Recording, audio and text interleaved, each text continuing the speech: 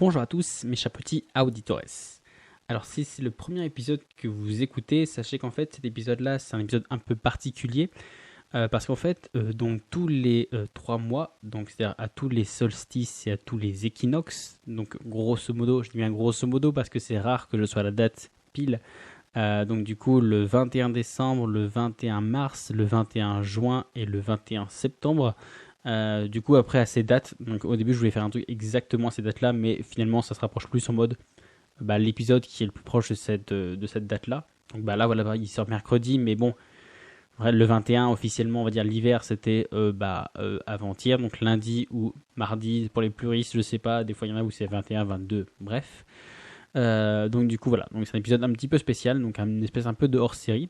Donc du coup si vous connaissez pas du tout, je vous invite à cliquer sur le premier lien en description, donc où j'ai regroupé en fait du coup toutes les reviews des différents mois ou autres. Et en fait dans les reviews finalement qu'est-ce que je fais? Et ben en fait c'est tous les 3 mois je vous donne un petit conseil, donc un conseil de film, un conseil de livre, un conseil de podcast et parfois ça dépend, un conseil d'application ou autre. Donc du coup voilà, on va dire que c'est une espèce de petite, pas de petite mise à jour, mais une espèce de petit conseil que je vous donne si voilà vous cherchez un peu à vous diversifier. Souvent au début je le voulais assez axé développement personnel, et après finalement en avançant c'est un peu plus diversifié. Donc maintenant finalement c'est des films, par exemple des films ou des podcasts ou des livres où en fait je trouve que par exemple on va pas se mentir, les livres ça vous apporte quelque chose parce que souvent c'est des livres concrets ou autres. Les films, souvent, c'est pas toujours en mode le truc éveil, mais c'est plus des films qui vous font réfléchir ou qui parlent de sujets assez crus ou autres. Et finalement, les podcasts, grosso modo, c'est des trucs que je trouve intéressants à subir dans mes thématiques que dans d'autres, parce qu'il faut savoir se diversifier. Donc du coup, comme je vous l'ai dit, si vous voulez jeter un coup d'œil, c'est dans le premier lien en description. Voilà, vous allez arriver du coup sur toutes les reviews qui sont déjà sorties jusqu'à présent. Allons-y, du coup, c'est parti. Alors du coup, donc cette petite review d'hiver 2020, donc du coup la dernière review de 2020, on va dire que ça a été une sacrée année. Alors du coup, donc je vais vous en faire 3 recommandations, donc un de film, un de podcast et un de livre. Alors on commence avec le film. Donc le film, c'est en fait, pour rien vous mentir, j'étais en train de chercher une idée de film et du coup c'est ma copine qui m'a dit mais tiens, c'est vrai que ce film-là au niveau réflexion ou autre, il est pas mal. Et donc du coup voilà, merci elle parce que c'est elle qui m'a donné l'idée. Alors le film c'est 127 heures, donc c'est un film qui est sorti en 2010 de David Boyle, je crois que c'est comme ça qu'on prononce. Donc du coup de Danny Boyle, et en fait ça raconte l'histoire vraie d'Aaron Raston, qui est en fait une espèce d'alpiniste aventurier qui part un peu crapahuté dans le Grand Canyon. Et voilà, je pense que vous avez déjà entendu l'histoire, mais le film retrace vraiment bien. Et voilà, et en fait, il se passe qui finalement finit plus ou moins toujours par arriver quand on part tout seul dans un truc un peu risqué dans la montagne. Là, c'est pas vraiment la montagne, mais en fait, il glisse, il tombe dans une crevasse, et il y a un énorme bloc qui tombe et qui coince son bras contre la crevasse. Voilà. Donc du coup, je vais pas vous raconter plus loin, parce que je vais pas vous spoiler si vous l'avez pas vu ou autre, donc je vous laisse un peu découvrir. N'hésitez pas à faire des retours ou autre si vous aimez bien mes conseils ou pas. Alors du coup, comme toujours, un peu les côtés positifs et les côtés négatifs. Alors le premier côté positif, c'est que finalement c'est une histoire vraie. Comme j'ai toujours dit, il y a vachement plus de... C'est vachement plus concret, c'est vachement plus de portée, c'est vachement plus profond quand c'est une histoire vraie, parce qu'on s'identifie vraiment au personnage en disant que c'est vraiment déjà arrivé. Je veux dire, on a beau être par exemple, comme moi qui adore les Marvel ou qui adore un peu les trucs de super-héros, de dieux ou autre, on a quand même un peu de mal à s'y identifier parce que on n'est pas Hulk, genre on n'est pas Iron Man, voilà. On arrive difficilement à s'identifier à ces personnages-là. Donc du coup, alors que là, finalement, le fait que ce soit une histoire vraie, en fait, du coup, ça donne vraiment plus de... On arrive vraiment à s'identifier au personnage parce qu'on se dit finalement que c'est quelqu'un de réel, donc ça pourrait être n'importe qui, quoi.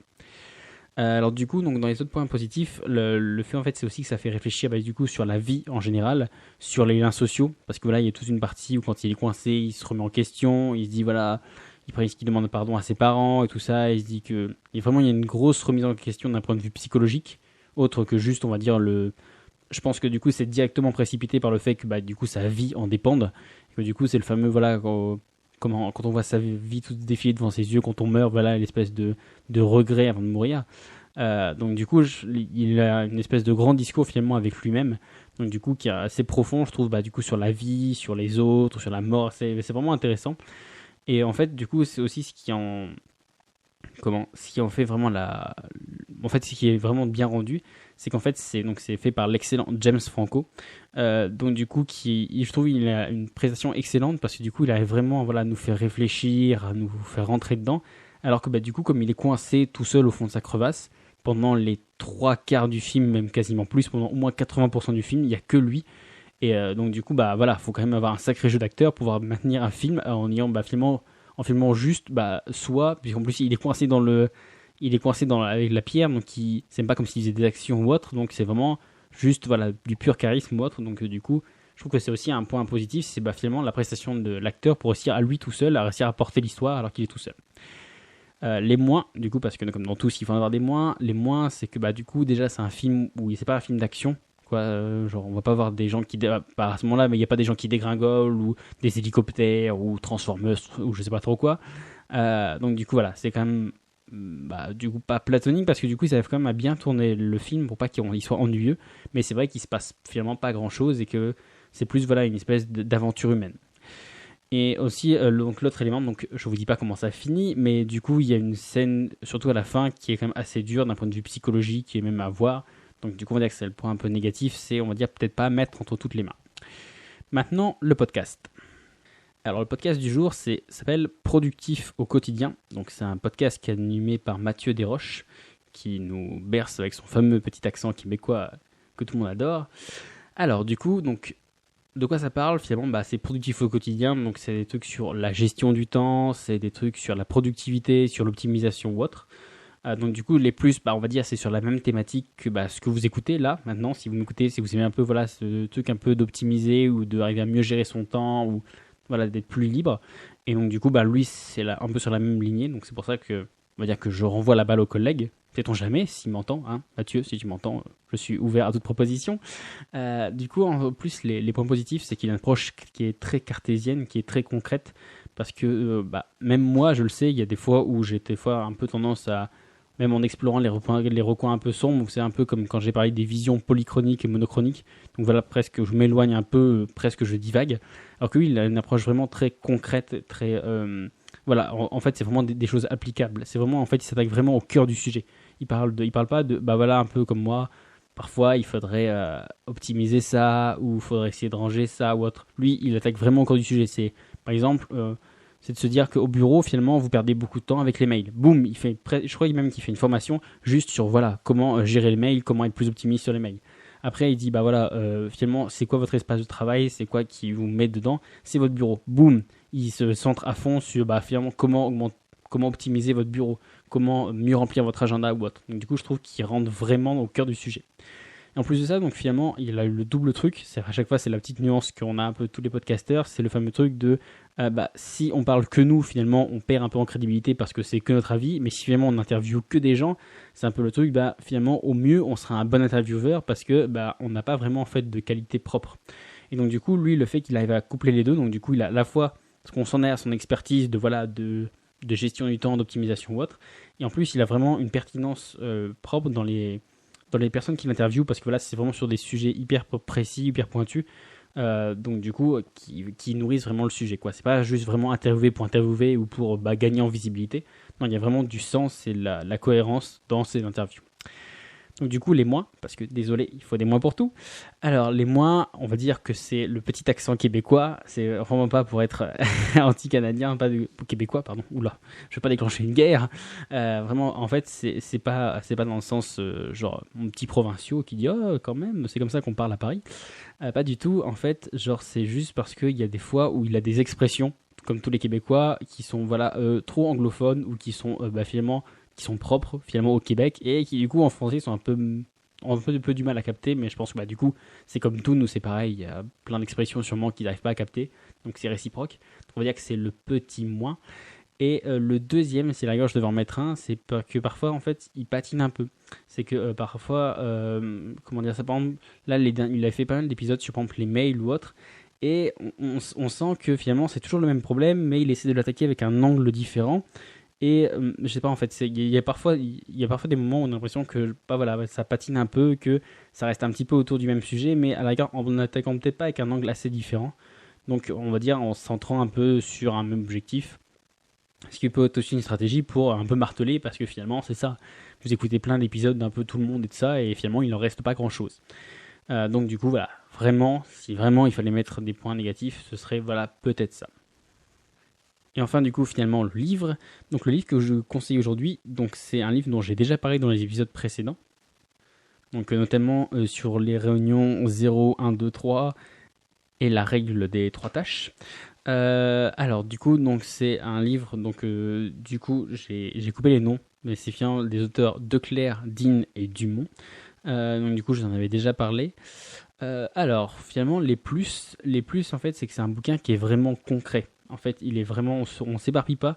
Le problème pas des bouquins un peu de développement perso avec des grands guillemets, mais finalement un peu de trucs pratiques, c'est qu'ils ont toute une partie où ils s'étalent et tout ça, où en fait c'est un peu le syndrome finalement de l'imposteur que la plupart essaient de décrédibiliser même dans leurs bouquins. C'est que finalement ils ont envie de dire avant que vous soyez prêt à bouffer 200 de mes pages, genre il faut que je vous prouve qui je suis et genre pourquoi je mérite que vous passiez des heures à lire mon bouquin quoi. Donc du coup c'est pour ça que des fois ça s'étale et tout ça au début avec des anecdotes, avec qui je suis, ce que j'ai fait et tout ça. Donc il y a déjà ça, voire même des fois, donc là je crois qu'en plus ils sont auto-publiés. Je pense en fait parce que finalement c'est aussi le grand truc, c'est que finalement la plupart des maisons d'édition, en fait finalement elles vont pas publier, même si c'est un excellent bouquin, elles vont pas publier un truc qui fait 25 ou 50 pages. Genre il leur faut voilà quelque chose de concret, quelque chose de lourd, quelque chose qu'ils puissent en envoyer dans les vitrines ou autre. Donc du coup c'est pour ça qu'il y a pas mal de bouquins où en fait finalement on va dire le cœur vraiment du bouquin pourrait tenir en 25-50 pages, et finalement on se retrouve avec des trucs qui font 2, 3, 400, 500 pages, juste en fait finalement le reste c'est pour meubler, c'est un peu... Après il y a un côté aussi bénéfique, c'est qu'à force de répéter tout ça comme ça vous le martèle, au bout du... au bout du bouquin, quand vous êtes tapé des heures et des heures, vous êtes passé 500 pages sur un sujet hyper précis, à la fin c'est bon, vous le connaissez par cœur, et il est ancré à vie parce que boum, boum, boum, on vous l'a tellement martelé que c'est bon, ça rentre. Mais du coup c'est vrai que si vous voulez juste une info pour une info, du coup ça perd en cohérence parce que vous devez vous taper les 500 pages pour finalement avoir ce truc assez restreint. Donc du coup là je m'ai noyé un peu, mais c'est vraiment pour vous dire qu'en fait finalement ce bouquin il est vraiment précis, il est vraiment concis en fait, voilà, il doit faire, je sais pas, il fait à peine 200 pages, il est assez petit. Donc du coup voilà, mais donc non seulement il est petit, mais en plus il est vraiment précis et utile. Il est vraiment bien détaillé en 3 parties distinctes qui ont plus un lien entre elles pour être finalement plus productif et plus opérationnel au quotidien. Donc du coup voilà, il est vraiment très utile. En plus il est petit, il y a suffisamment d'espace entre les différents chapitres, entre les différentes parties, ça ne fait pas une espèce de long monologue. Donc il est vraiment vraiment facile à lire. Et donc du coup finalement voilà, il n'est pas pompeux, il est vraiment honnête, donc il vous explique vraiment comment ils ont écrit le bouquin, d'où est-ce qu'ils sortent finalement les concepts un peu qu'ils donnent. Donc du coup voilà, je trouve que c'est vraiment un bon bouquin parce que on va dire que grosso modo je crois que moi j'ai dû le lire en 2 jours, donc c'était pendant le confinement, donc je lisais 3-4 heures par semaine, par jour. Donc du coup en sachant que là en plus je l'avais bien attaqué, j'avais bien pris plein de notes, la preuve vous l'avez vu dans les épisodes. Donc du coup voilà, en prenant le temps de l'avoir bien détaillé, ça me pris on va dire un grosso modo 5 heures, même pas. Et du coup en sachant que vous en avez besoin, je pense, de nettement moins si vous le lisez normalement sans vous arrêter ou prendre des notes. Donc du coup voilà, c'est vraiment un livre, je pense que tout le monde devrait lire, au moins ça devrait servir je pense de base à la productivité ou à si vous voulez vous optimiser, je pense que c'est une bonne base parce que ça vous montre un peu la logique de l'optimisation. Donc comme ça, si c'est pas du tout votre truc, vous le savez dès le début sans vous taper des pages et des pages de trucs. Et en même temps, si ça vous plaît, vous avez déjà un peu les bases, les concepts du truc.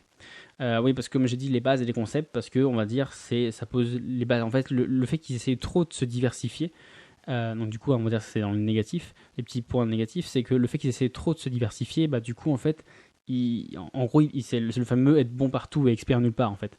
Ils servent de base en disant voilà, vous pourriez faire ça, ça, ça ou autre, mais on va dire ils n'ont pas vraiment d'espèce de focus sur un élément précis. Après c'est un parti pris et du coup même les auteurs ils l'assument complètement. Donc du coup voilà, c'est vraiment de se dire qu'en gros ça vous servira de base, mais ne lisez pas si vous espérez vraiment dégager 1 heure de votre temps ou autre. Je pense qu'il y a des bouquins qui sont ou alors plus précis, ou alors faire une synthèse de plusieurs bouquins pour en extraire un peu la science de chacun. Et du coup je pense que là ça fait à mon sens il y a des moments où ça fait un peu un tour d'horizon quoi. Donc le truc c'est que à la fois ça fait un tour d'horizon, mais qu'en contrepartie il y a des moments où c'est l'optimisation à l'extrême, du genre il y a une partie où justement j'ai presque sauté, mais parce que finalement pour moi je la jugeais pas utile, mais il y a peut-être qu'il y a personne à qui ça va parler. C'était voilà les fameux tous les raccourcis en fait finalement des touches. Donc les raccourcis pour ouvrir des fenêtres, pour fermer des fenêtres, pour mettre l'ordinateur en veille, pour ouvrir des fichiers, pour c'est vrai que si à la rigueur vous êtes secrétaire ou autre, ou que c'est en fait finalement c'est toute votre vie. Donc du coup, ça peut être vraiment utile parce que à la longue, ça va vous faire gagner des heures et des jours, même quasiment, le fait de voilà, juste ces petites manips. Mais en contrepartie, voilà, je trouvais que c'était justement dans un truc qui faisait un peu un tour d'horizon, c'était un peu genre, voilà, il y a des éléments qui sont un peu poussés à l'extrême, en mode genre optimiser du feu de Dieu, limite presque avec la commande vocale ou autre. Donc du coup, voilà, vous connaissez en plus j'ai fait un petit épisode pour parler de la productivité et de l'optimisation, voilà, un peu à l'extrême. Donc du coup, voilà, c'était un peu genre la petite nuance là-dessus. Et si je dois faire un autre petit point négatif, vraiment tout petit, en fait, c'est juste que en fait, c'est écrit par 3 auteurs différents et chaque auteur en fait a pris une partie. Donc ça les a fait gagner du coup en vitesse parce que plutôt que d'avoir un auteur qui doit se taper toutes les parties, là du coup c'est comme si c'est coupé le bouquin en 3. Mais en fait, là, c'est assez subtil, mais ça s'entend quand même. En fait, le ton, des fois, il change d'un chapitre à l'autre. En fait, donc du coup, c'est vraiment subtil, quoi. Mais voilà, ça peut manquer un petit peu de cohérence ou autre, dans le sens où, bon, voilà, on sent que le ton, il change un petit peu, on sent que c'est pas vraiment la même personne qui a écrit, que voilà, même s'ils ont nivelé, que le raisonnement est un petit peu différent. Mais du coup, ça peut être aussi intéressant d'avoir mis ça dans un bouquin. Voilà, du coup, donc c'était mes conseils pour cet hiver 2020. Donc, n'hésitez pas à me faire vos retours. Si vous avez aussi des suppositions, n'hésitez pas. Donc, du coup, je vais le mettre dans le dernier lien de la description. Donc, du coup, là, ce sera la page Facebook. Donc, n'hésitez pas à venir pour dire, voilà, si ça vous a plu, si vous avez des recommandations, de vous, ou si vous en avez des que moi je vous ai dit et que vous avez un avis différent ou que voilà, ça vous a parlé ou autre, n'hésitez pas. Et du coup, donc, entre le premier où finalement c'est avec tous les reviews et le dernier où c'est finalement la page Facebook, du coup je vais mettre tous les liens du coup de tout ce que je viens de parler. Voilà, donc si vous voulez jeter un coup d'œil. Voilà, du coup moi je vous remercie de m'avoir écouté et je vous dis à la semaine prochaine pour de nouvelles aventures. Ciao!